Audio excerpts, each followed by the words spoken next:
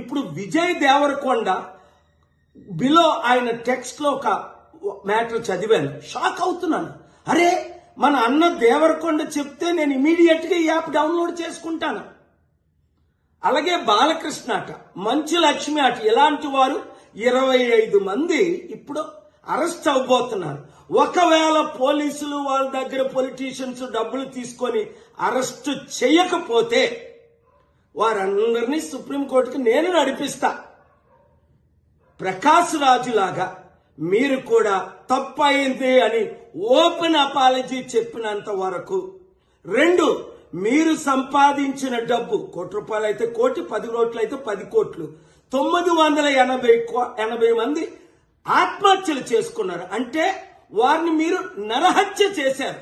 మీ influence, మిమ్మల్ని ఎంతో follow అవుతున్న ఈ ఫాలోవర్స్కి మీరిచ్చే గిఫ్ట్ ఇదేనా? మానవత్వం లేదా? దైవత్వం లేదా? రాక్షసుల్లాగా వాళ్ళ జీవితాల్ని మీరు దోచుకోవడమేనా? ఎండ్ ఆఫ్ ద డే మీకు మిగిలింది ఏంటి? ఆత్మకు శాంతి కావాలా? మనసుకు రక్షణ కావాలా? నెమ్మది కావాలా? ఫ్యూచర్ మంచి పేరు కావాలా? లేదా చరిత్రహీనులుగా మిగిలిపోవాలా?